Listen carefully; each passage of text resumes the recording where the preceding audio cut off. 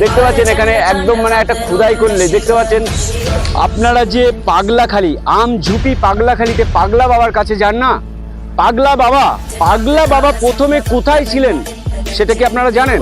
জানেন না। সেটা ছিল কিন্তু খালবোয়ালিয়া প্রতাপপুর। আজকে দাঁড়িয়ে আছি আমরা অরিজিনাল যে পাগলা বাবা যেখানে ছিলেন সেই স্থানে। এই যে বটগাছটা দেখতে পাচ্ছেন, পাগলা বাবা কিন্তু এইখানেই প্রথমে ছিলেন। 30 বছর, সম্ভবত 30 বছর হচ্ছে পাগলা বাবা এখান থেকে কিন্তু আমঝুপি পাগলাখালিতে চলে গিয়েছে, যে জায়গার নাম এখন পাগলাখালি। তো সেইখানে আমরা আছি এখন। পাগলা বাবা কেন গেলেন, প্রশ্নটা তো এটা হতে পারে যে এখানে একটা স্থান, কেন পাগলা বাবা এখান থেকে চলে যাবে ওইখানে। তো কেন গিয়েছে এখানকারের আমার শোনা কথা জানি না। অতিরিক্ত বাবার কিন্তু অত্যাচার হয়েছে, গাছের ডাল কেটে নেওয়া, এখানে আশেপাশের জমিতে মানে বাবাকে ঠিক মতন সেবা না করা। এখানে কিন্তু বিশাল বড় একটা মন্দির হওয়ার কথা ছিল, এখানে বাঁধিয়ে দেওয়ার, পুরো সমস্ত এলাকাটা ঘিরে বাঁধিয়ে দেওয়ার মানে কংক্রিট বাঁধিয়ে দেওয়ার কথা ছিল, সেগুলো বাবা কিন্তু কিছুই পায়নি। দেখুন, বাবা কিন্তু কিছু চায় না।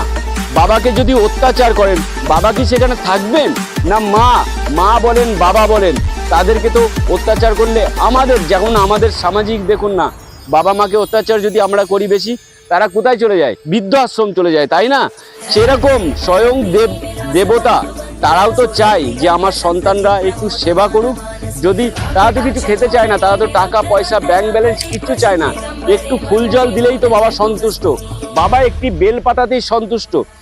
তবু সত্ত্বেও আমার জানা কথা বা শোনা কথা, এখানকার স্থানীয় লোকরাই বলেছে আমাকে যে এখানে অতিরিক্ত অত্যাচার, বাবাকে সেবা না করাতে বাবা এখানে ছেড়ে বাবা পাগলাখালি চলে গেছেন।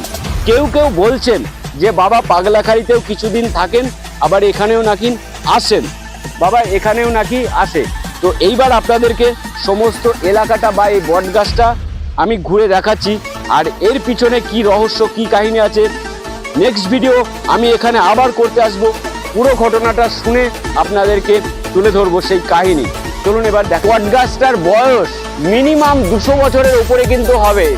দেখতে পাচ্ছেন এখানে কিন্তু একদম নির্জন স্থান, ভুতুড়ে এলাকা বললেই হয়। দেখুন গাছটা কিন্তু ভিতরে একদম ফাঁকা হয়ে গেছে, মানে দেখতে পাচ্ছেন এখানে একদম মানে একটা খুদাই করলে যেরকম অবস্থা হয় সেরকম পরিস্থিতি হয়ে গেছে। আর এই যে গাছের যে ঝুড়ি বা বোয়া নেমে যে আরো একটা মানে গোড়া শেকড় তৈরি হয়ে গেছে, আর একদম নির্জন এলাকা, পাবেন না এইখানে।